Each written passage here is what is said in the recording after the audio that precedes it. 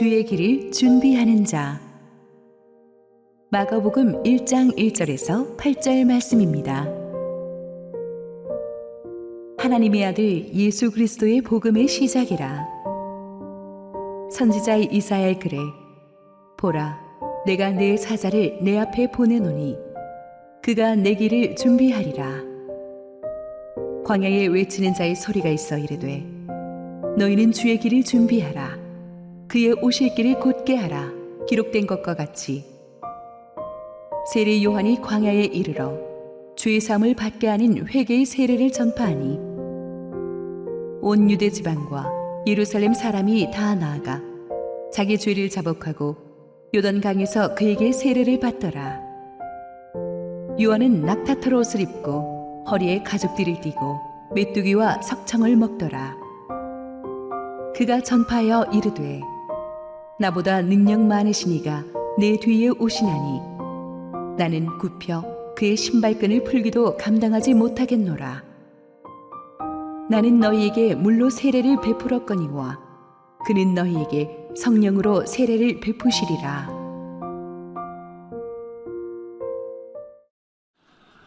우리 축복된 주일 예배 오신 여러분 모두를 환영합니다.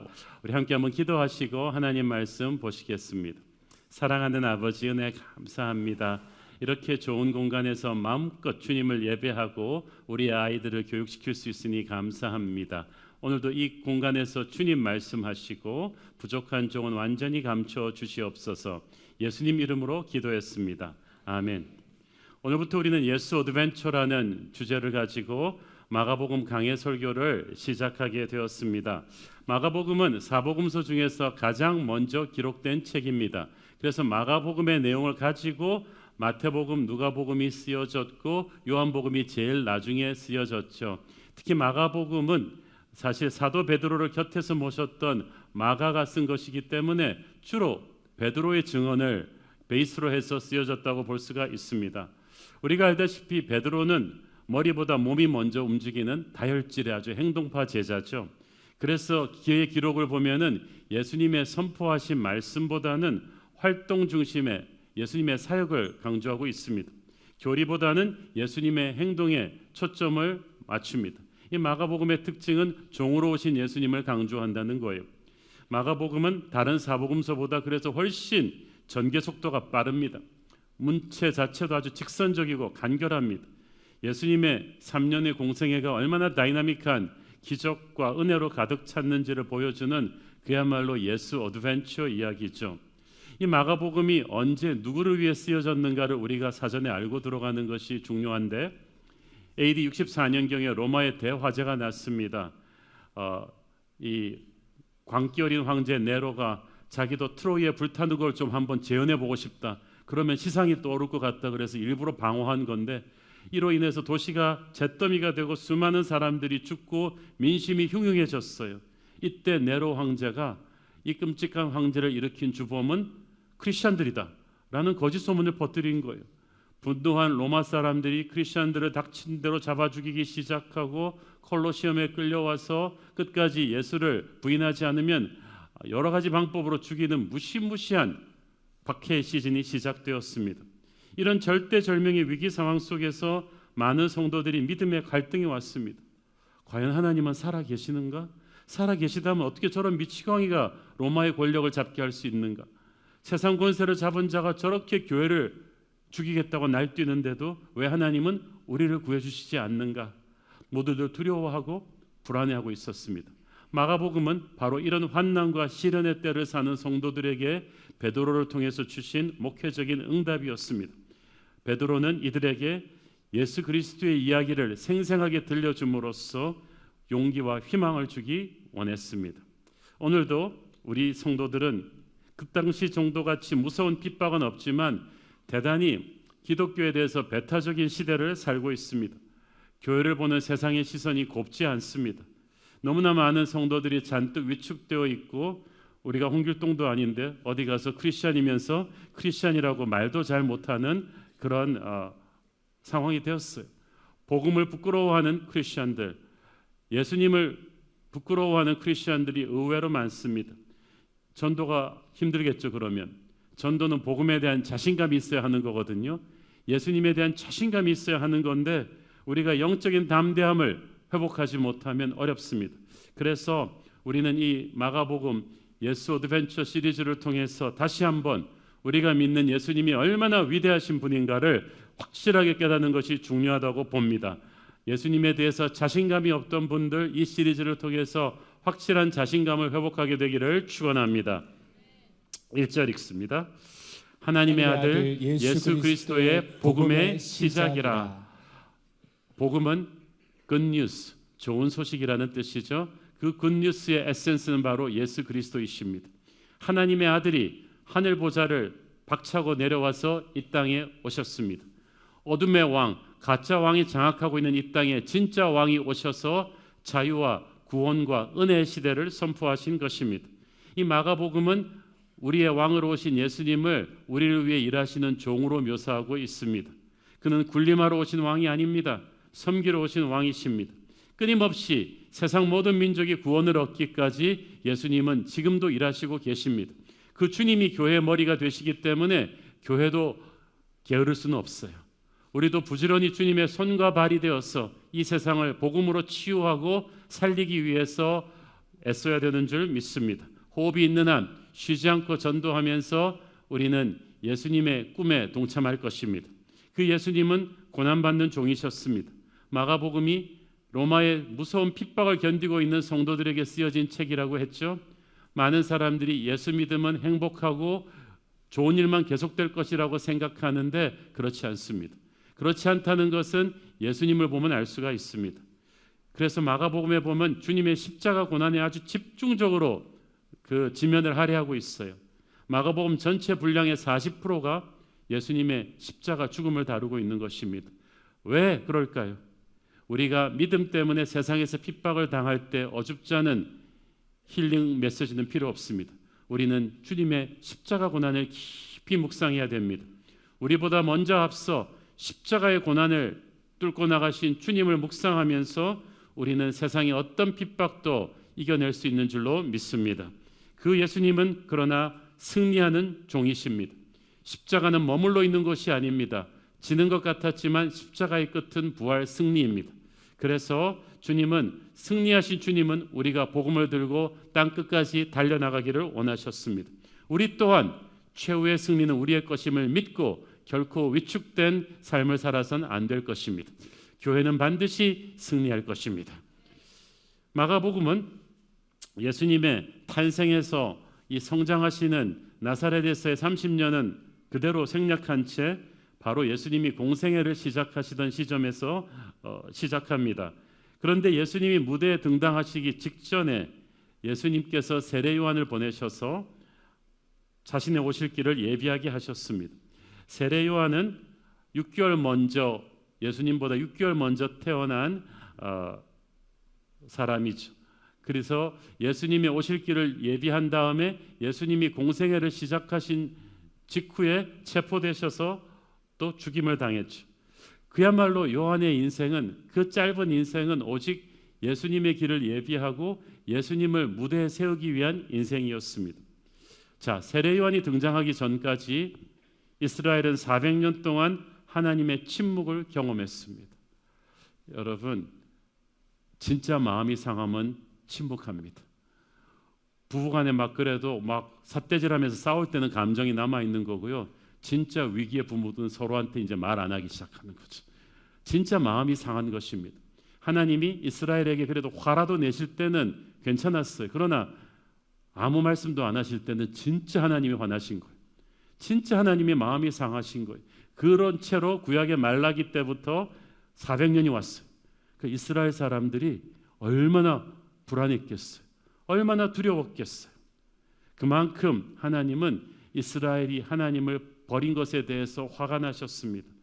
이 하나님의 침묵 속에서 이스라엘은 너무나 힘들었어요. 아모스 8장 11절 주 여호와의 말씀이니라 보라 날이 이를지라 내가 기근을 땅에 보내리니 양식이 없어 주림이 아니며 물이 없어 가람이 아니요 여호와의 말씀을 듣지 못한 기갈이라. 여호와의 말씀을 듣지 못한 기갈이다. 밥 안 먹어서 배고픈 것보다 목이 말라서 물 못 마시는 것보다 더한 괴로움이 하나님의 말씀을 먹고 살아야 되는데 듣지 못할 때예요. 우리가 외로운데 하나님 말씀하시지 않아요. 우리가 낙심되었는데 하나님의 위로의 말씀이 없어요. 인생의 교차로에서 길을 못 찾겠는데 하나님의 말씀을 주시지 않아요. 너무 슬픈데 위로의 말씀도 없어요. 캄캄한데 비전의 말씀도 없어요. 그것이 얼마나 힘든지 몰라요. 아무리 백성이 패역해도 그러나 그 상태에서 괴로워하는 것을 주님은 두고 보실 수가 없어서 400년의 침묵을 깨고 보낸 하나님의 메신저가 세례 요한이에요. 그러니까 세례 요한의 말씀을 딱 듣는 순간 그들은 알아서 이게 진짜 하나님의 말씀이구나. 그러면서 메마른 땅에 단비가 내리듯이 사람들이 쫙 몰려든 것입니다. 근데 세례 요한이 어떤 말씀을 전했습니까? 2절 3절 읽습니다. 선지자 이사야의 글에 보라, 내가 내 사자를 내 앞에 보내노니 그가 네 길을 준비하리라. 광야에 외치는 자의 소리가 있어 이르되 너희는 주의 길을 준비하라. 그의 오실 길을 굳게 하라. 기록된 것과 같이 너희는 주의 길을 준비하라. You prepare the way of the Lord. 왕이 오시려면 길이 준비되어야 돼요. 그래서 어느 나라든지 대통령이 오거나 왕이 올 때 먼저 선발대가 와서 길을 깝니다. 그 길이 안전한지 안 한지 울퉁불퉁하지는 않은지 이걸 다 올 수 있도록 준비를 해야 왕의 행렬이 올 수가 있는 것처럼 왕의 왕이신 예수님이 우리의 마음속으로 오시기 전에 우리의 거칠고 황폐한 마음밭이 기경이 돼야 돼요. 어지럽고 막 난잡한 마음속으로 우리 주님이 오실 수가 없어요. 그래서 세례 요한이 온 거예요. 세례 요한은 우리 주님이 말씀하시기 전에 말했어요. 그의 말은 주님이 말씀의 씨앗이 땅에 떨어질 수 있는 부드럽고 좋은 땅으로 만들기 위해서 우리의 거친 마음밭을 기경하는 말씀이었습니다. 4절 읽습니다.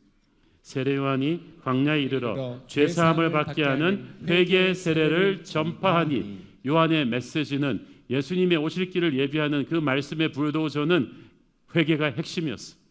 이 말은 무슨 뜻이냐 하면 회개하지 않는 심령은 예수님의 말씀을 결코 듣고 은혜 받을 수 없다는 얘기죠. 모든 게 회개가 기본입니다. 여러분은 팔짱 끼고 오만하게 주님의 말씀을 들을 수 없어요. 그러면 백날 들어봐야 헛거예요. 회개가 있어야 돼요. 주님 앞에 내 죄를 인정하는 그 마음이 돼야 그 다음부터 다른 모든 주님이 주시는 용서와 회복과 기적과 능력의 말씀을 흡수할 수가 있는 거죠. 그런데 회개에서부터 막히면 이 모든 말씀을 들었지만 여러분이 다 퉁겨내고 마는 거죠. 그래서 제일 중요한 게 나의 죄를 회개하는 것입니다. 세례 요한은 광야에서 회개의 메시지를 전했다고 했어요. 광야는 아무런 부대 시설도 없고 모든 것이 불편한 곳입니다. 사실 예루살렘 성전이 시설이 좋죠. 그런데 사람들은 거기로 가지 않고 모든 것이 불편한 광야로 달려갔어요. 왜? 거기에 하나님의 살아있는 말씀이 있었기 때문이죠. 이런 거에 처음에는 좋은 시설 보고 음식점 갔다가 맛이 너무 형편없으면 다시는 안 가는 것처럼 예루살렘 성전이 아니었어요. 거칠고 힘든 광야였지만 거기서 그들은 400년의 침묵을 깨는 살아있는 하나님의 말씀을 느꼈어요.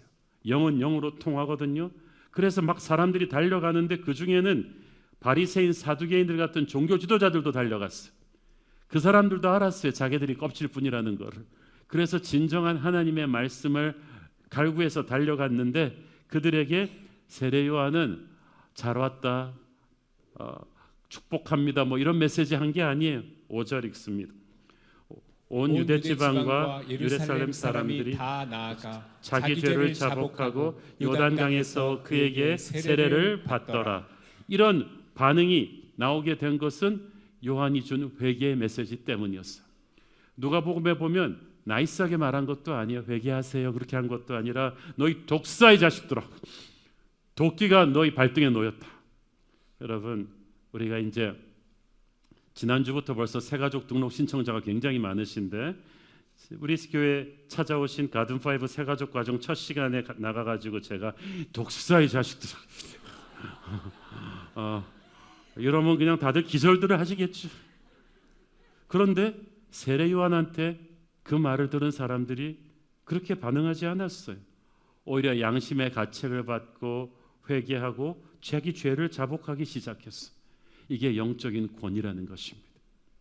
무슨 말을 하는가 이상으로 중요한 것은 누가 말하느냐인데, 세례 요한은 그 말에 권위가 있었어요. 왜? 그의 삶이 그의 메시지를 백업했기 때문이에요. 오늘날 똑똑하고 옳은 소리 하는 사람은 많지만 권위가 없는 것은 자기의 삶이 메시지를 백업하지 않기 때문이에요. 그러나 세례 요한의 메시지 뒤에는 어릴 때부터 부모님 뱃속에서부터 기도로 태교했던 그런 수많은 세월의 영성이 담겨 있었어요. 어렸을 때부터 기도와 말씀으로 자라난 사람이에요. 그게 위대한 하나님의 종 세례 요한을 만든 거예요. 여러분, 목사 한 사람, 살아있는 설교자 한 사람 만드는 게 보통 일이 아닙니다. 한국이나 미국이나 영국이나 유명한 시대를 깨우는 설교자들을 보면 벌써 주일학교부터 다릅니다. 저는 우리 뉴젠 주일학교 아이들 중에서 한국 교회를 깨울 다음 세대 한옥 목사, 그를 뛰어넘는 좋은 목회자들이 많이 나오게 될 줄을 믿습니다. 세례 요한처럼 이렇게 준비된 거죠. 이런 사람한테는 살아있는 말씀의 권위가 있어요.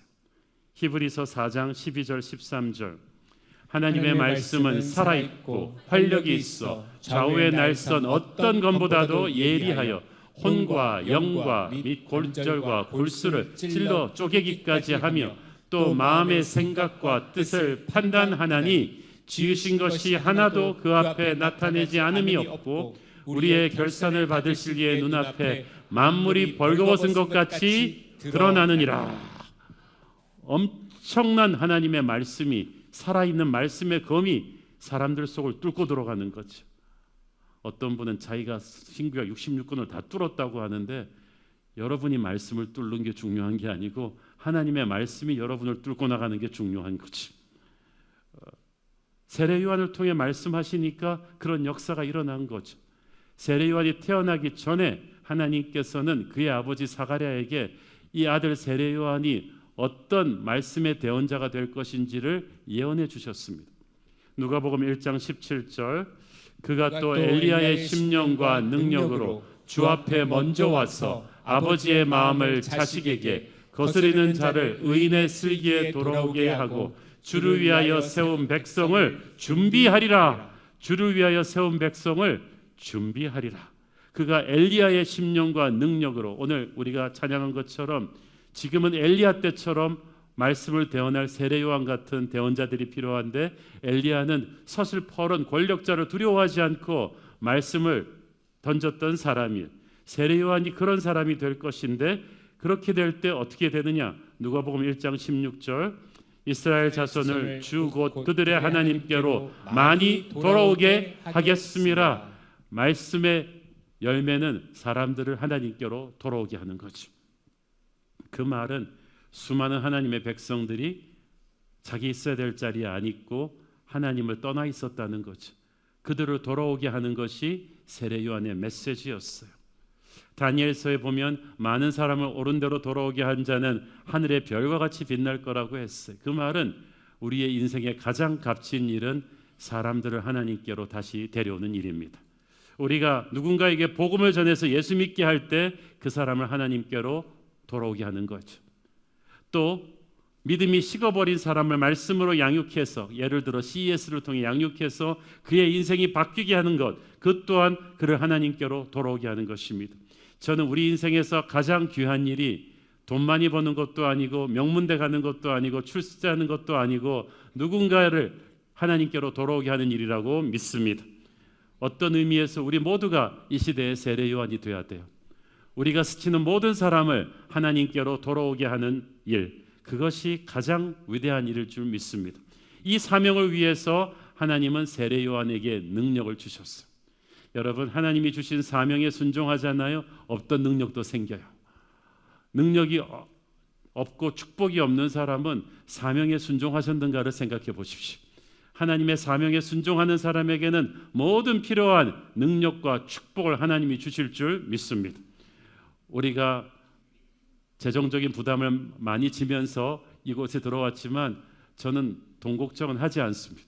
우리가 여기서 정말 365일 전도하는 교회, 제자 삼는 교회, 열방으로 나가는 선교의 사명에 헌신한다면 하나님이 모든 능력을 주실 줄로 믿습니다.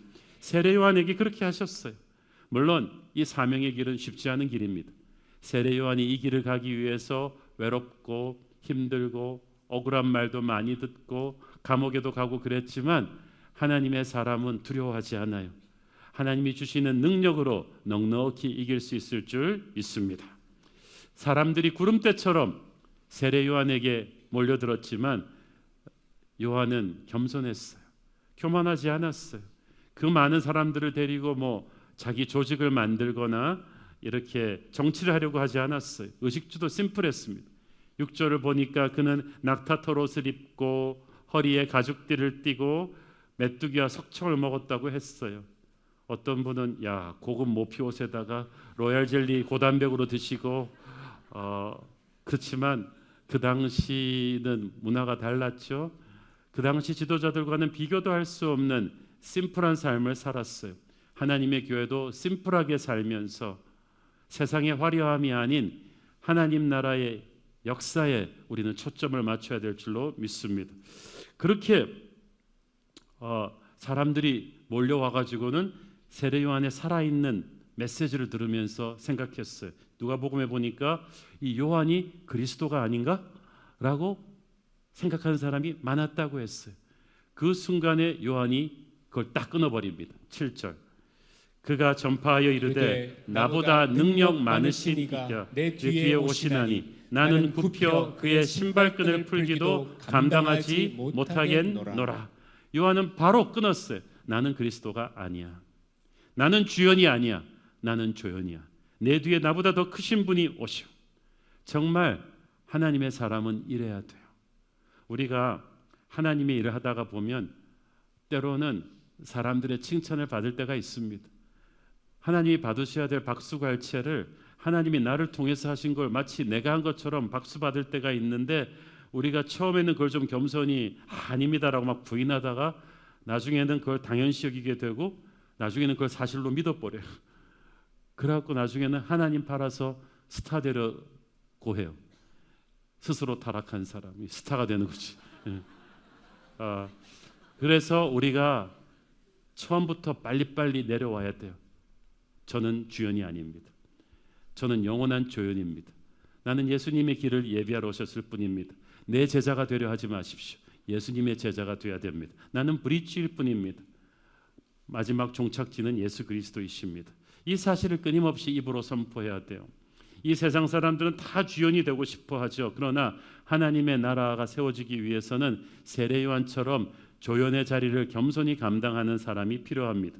그는 이스라엘 백성들을 수많은 사람들을 광야로 끌어모았던 사람이었지만 나는 소리요. 그냥 빈들에서 외치는 소리라고 했어. 그는 소리 이상의 삶을 살려고 하지 않았습니다. 예수님의 신들매 풀기도 감당치 못할 존재입니다. 그 신들매 푸는 것은 가장 낮은 하인들이 하는 일이었는데 나는 그 정도도 아니라고 했어요. 한참 자기의 인기가 피크를 치고 있는데 이렇게 말하기 쉽지 않습니다. 돈이 그렇게 많은데 이렇게 출세했는데 이렇게 겸손하기 쉽지 않아요. 이거는 사람이 하는 겸손이 아니라 하나님이 준 성령의 겸손이에요. 성령의 겸손은 자신의 한계를 압니다. 하나님이 자기 인생에 그어주신 한계를 만족합니다. 그 사명을 감당하고 사라집니다. 크고 작은 것 상관하지 않아요. 옆에 사람과 비교하지 않아요. 디모데후서 2장 20절 21절 큰 집에는 금그릇과 은그릇뿐 아니라 나무그릇과 질그릇도 있어 귀하게 쓰는 것도 있고 천하게 쓰는 것도 있나니 그러므로 누구든지 이런 것에서 자기를 깨끗하게 하면 귀히 쓰는 그릇이 되어 거룩하고 주인의 쓰심에 합당하며 모든 선한 일에 준비함이 되리라. 아멘. 제가 존경하던 은퇴하시고 이제 하늘나라 계신 원로 목사님이 저한테 그 말씀을 하셨어요. 한 목사 꼭 큰 교회 하려고 그러고 노력할 필요 없어. 큰 교회는 노력해서 되는 게 아니라 하나님이 그냥 툭 주시는 거야. 그렇지만 작은 교회든 큰 교회든 그 성도들을 우주처럼 소중하게 생각하고 하면 되는 거야. 천국 가면 상급이 다 똑같아. 정말 그런 것 같습니다. 우리가 욕심을 내려놓고 크게 되려는 야심을 내려놓고 하나님을 위해서 큰 일을 하려는 욕심을 내려놓고 내게 주신 사명에 충실하겠다. 세례 요한처럼 나는 불꽃 같은 조연으로 만족한다. 주여는 예수 그리스도이시면 된다. 항상 이 마음으로 살면 여러분이 교회에서 사역을 할 때 시험 들지 않을 거예요. 괜히 남과 비교하면서 주저앉을 필요가 없어요. 조연이 되는 것만도 영광이죠. 이 마지막 시대에 우리는 세상 속으로, 열방 속으로, 미래 속으로 가서 주님 오실 길을 예비하는, 사람들을 하나님께로 돌아오게 하는 그런 세례 요한들이 되었으면 좋겠습니다.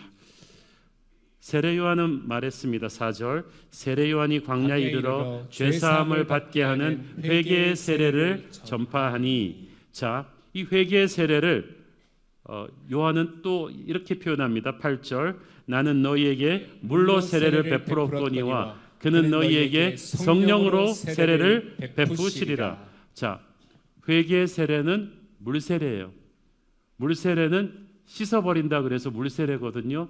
옛사람의 죄를 씻어버리는 회개의 역사를 뜻하는 것입니다. 아까 말씀드렸죠. 모든 영성의 시작은 회개입니다. 모든 제자도의 시작은 회개입니다. 여러분이 말씀의 은혜를 못 받고 있다. 첫 단추부터 잘못 꿰고 있는 거죠. 팔짱 끼고 판단하려 해서는 절대 은혜 받을 수가 없어요.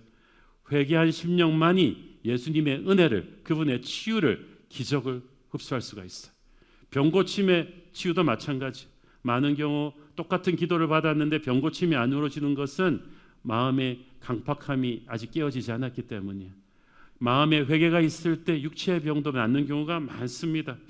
교회는 남의 잘못 비판하고 지적하는 곳이 아닙니다. 각자가 하나님 말씀 앞에 죄를 고백하며 회개하는 곳이에요.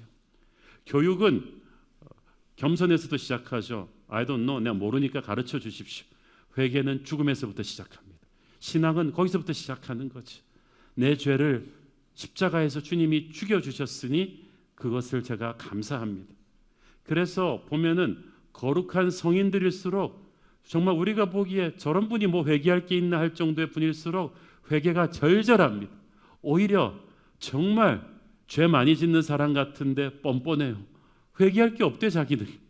그거는 지은 죄가 없어서 회개할 게 없는 게 아니라 마음이 강팍해서 죄를 느끼지 못하는 거죠.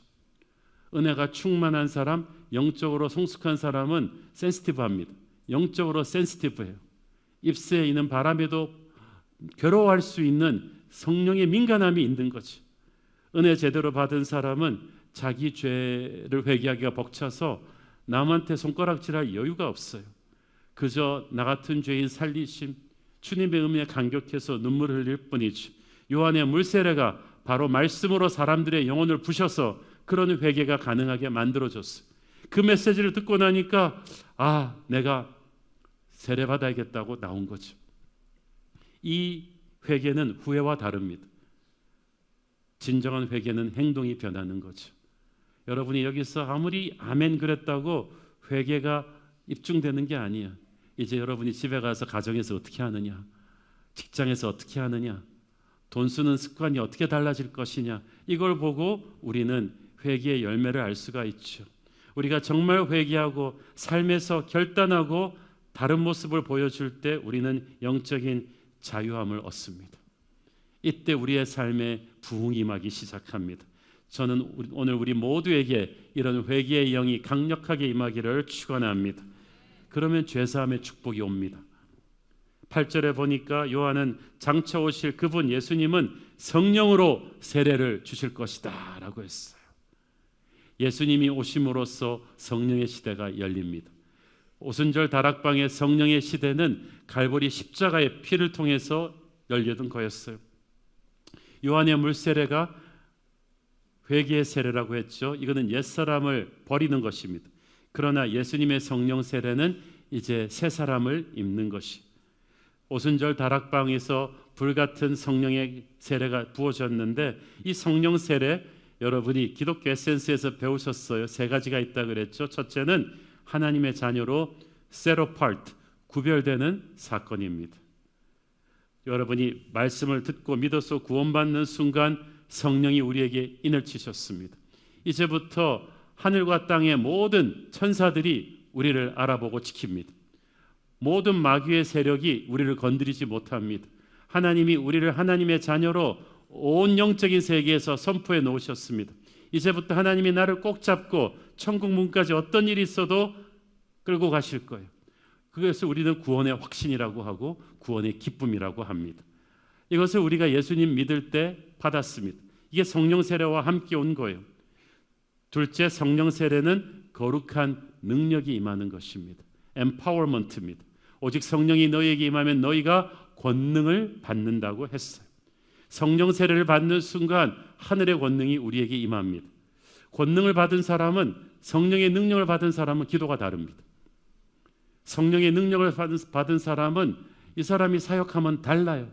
성령의 능력을 받은 사람이 찬양하잖아요. 찬양이 달라져요. 내 혼자 힘으로 할 때는 그렇게 힘들고 어려웠는데 성령의 능력 받은 사람이 하면은 어려운 일을 아주 쉽게 합니다. 예수님을 믿고 구원받았을 때 하나님께서 우리에게 성령의 능력을 주셨어요. 그리고 우리가 앞으로 능력이 필요할 때마다 주님 앞에 간구하고 구하면 하나님께서 끊임없이 이 능력을 업그레이드 시켜 주십니다. 여러분 앞에 있는 태스크가 힘들고 어려울 때마다 하나님 앞에 엎드려 자신의 부족함을 간구한다면 오늘도 하나님은 하늘 문을 여시고 성령의 세례로 능력을 부어주실 줄 믿습니다. 성령의 능력은 생명력이에요. 이 성령의 세례를 받으면 엄청난 생명력이 그에게서 흘러나오게 됩니다. 우리 교회 성도들, 지난주 입당 예배 때 오신 VIP들이 그 얘기를 하시는 거예요. 새로운 교회 성도들은 얼굴에 생기가 가득하다는 거지. 얼굴이 밝고 긍정적이고 두려움이 사라지고 안심하는 마음이 생기고 말할 수 없는 영적인 평화가 나를 지배하게 됩니다. 거룩한 자신감이 생기죠. 생각이 깨끗해지고 말도 점점 온유해지기 시작하고 욱하던 성격이 많이 사그라들고 이런 역사가 일어나는 것은 생명의 능력이 우리 안에 들어왔기 때문이에요. 세 번째로 성령 세례를 받았다 하면 캐릭터 트랜스포메이션, 인격이 변하는 것입니다. 많은 사람들이 성령 받았다 할 때 방언하느냐, 은사가 있느냐 이걸 얘기하는데 성령의 은사 이상으로 중요한 게 우리의 인격이 변하는 거죠. 사람의 인간성 안 변한다고 하지만 그런 믿음은 참 불손한 믿음이에요. 변한다고 믿으셔야 돼요. 성령이 임하면 우리의 인품도 변합니다. 왜냐하면 예수의 씨앗이 우리 안에 들어왔거든요. 그래서 우리 안에 물론 옛사람의 잔재가 남아있죠. 옛 성격이 어디 가겠습니까만은 성령께서 들어오면서 우리의 옛 성격을 조금씩 부셔나갑니다. 인내심을 가지십시오. 하루아침에 그렇게 되지 않습니다. 성령께서 우리 안에 조금씩 하실 거예요. 찬양도 있잖아요. 매일매일 조금씩 매일매일 변하지요. 그 스피드가 어떤 사람은 달라요. 어떤 사람은 교회 온 지 1년 만에 확 변하는 사람이 있고 어떤 사람은 서서히 변하는 사람이 있는데 어찌됐건 변한다는 사실을 믿으셔야 돼요. 그래서 여러분 자신에게 실망하고 남에게 실망할 때마다 성령께서 아직도 일하시고 계신다는 것을 믿으셔야 돼요. 우리가 세상에 나갔다 오면 밖에 나갔다 오면 더러워져서 샤워해야 되듯이 우리가 세상과 끊임없이 접촉해서 옛사람이 살아날 때마다 교회 와서 기도하고 예배하고 은혜 받으면서 우리는 점점 성령께서 우리를 변화시켜가는 것을 느낄 수 있습니다. 성령께서는 또한 우리를 치유해 가십니다. 인격이 변한다는 것은 상처투성이의 우리의 옛사람을 치유해 가시는 거죠. 사람들이 상처가 너무 많아요. 그 상처 그대로 교회를 하려고 하면은 딴 사람들이 시험 듭니다. 그래서 교회 사역을 맡으신 분들은 계속해서 성령의 치유를 받아야 되는 줄 믿습니다.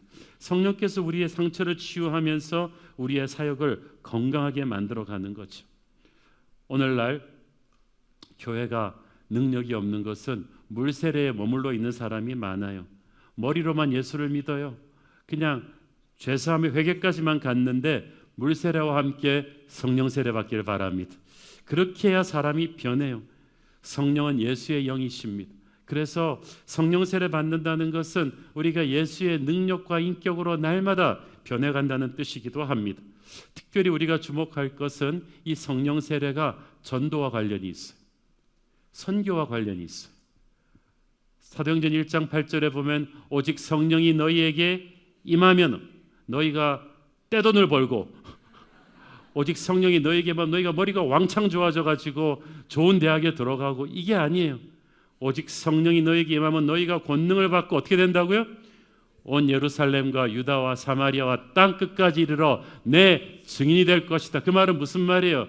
성령 주시는 가장 큰 목적은 세계 복음화를 위해서, 민족 복음화를 위해서 360을 전도하는 불꽃 같은 증인으로 너를 세우기 위해서 내가 너에게 성령을 준다는 뜻입니다. 그러므로 성령 세례 받은 사람이 전도에 열정이 없다. 그건 뭔가 잘못된 거죠. 전도는 프로그램이 아니에요. 열정이에요. 흘러나는 거죠. 그냥 보는 사람한테 이 좋으신 예수님을 전하지 않고는 견딜 수 없는 거룩한 푸시와도 같은 거죠. 우리는 그런 거룩한 열정으로 이 가든5 공간에 얼마나 좋아요. 선교지 안에 들어왔는데 나가면 다 예수 안 믿는 사람인데 360을 전도하는 교회. 여러분, 마가복음이 핍박받고 있던 로마의 크리스천들을 위해 쓰여진 책이었다고 했죠. 당시 교회는 자신들을 죽이고 핍박하는 무서운 세상 권력자들로부터 도피해야만 살아남을 수 있었어요. 전도한다는 것은 자기의 정체성을 드러내는 거고 그 순간에 잡혀서 죽을 수도 있는데 하나님께서는 교회가 살아남아라, 숨어라 그러지 않고 그런 무서운 상황에도 가서 전도하라고 하시는 거죠. 하나님 우리 보고 죽으라고 하시는 겁니까? 그런 거였어요. 그런데도 그들은 물러서지 않고 전도했기 때문에 로마가 복음으로 무너진 거야. 지금 기독교가 핍박받고 있고 사회가 기독교를 보는 시선이 곱지 않지만 어디 가서 예수님 믿는 얘기했다가 직장에서 왕따 당하고 무시당할까 봐 두려워하지 마세요. 핍박받고 있던 로마의 크리스천들도 전도했으면 우리도 할 수 있어요. 이번 월드컵에서 제가 하이라이트만 툭툭 보는데 보니까 그 이름만 대면 아는 강팀들 있잖아요. 뭐 아르헨티나나 프랑스나 브라질 같은 강팀이랑 붙는 이름도 못 들어본 아프리카의 섬나라 작은 나라들이 침대 축구를 안 하더라고요.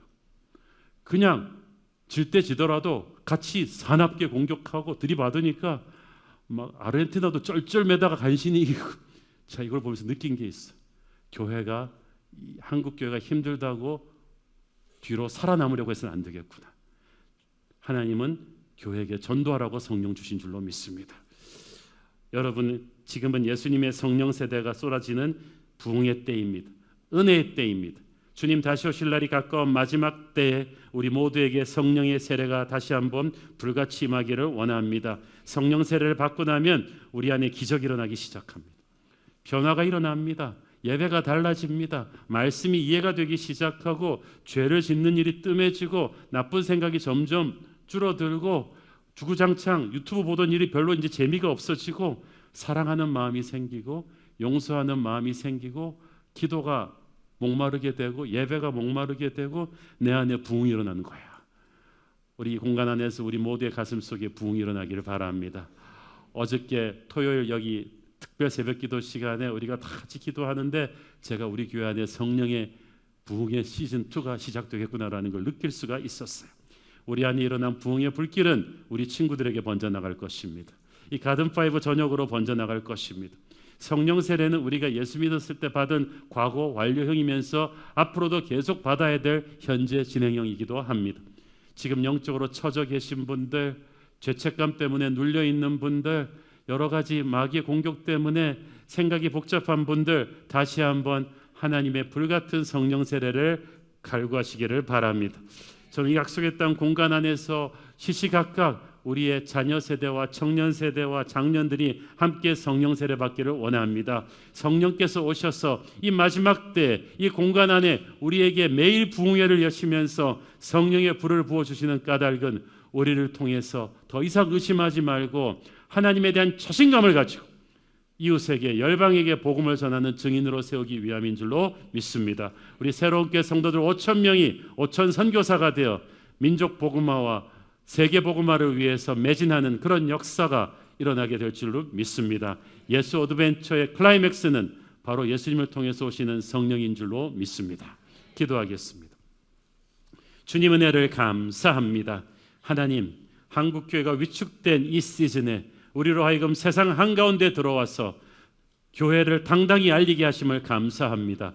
우리가 두려워하지 말고 예수의 복음을 전하게 하여 주옵소서. 복음을 부끄러워하지 않게 하여 주옵소서. 우리에게 이미 성령이 오셨음을 믿습니다. 의심하지 말고 나가서 성령의 능력으로 복음의 증인되게 하옵소서. 예수님 이름으로 기도했습니다. 아멘.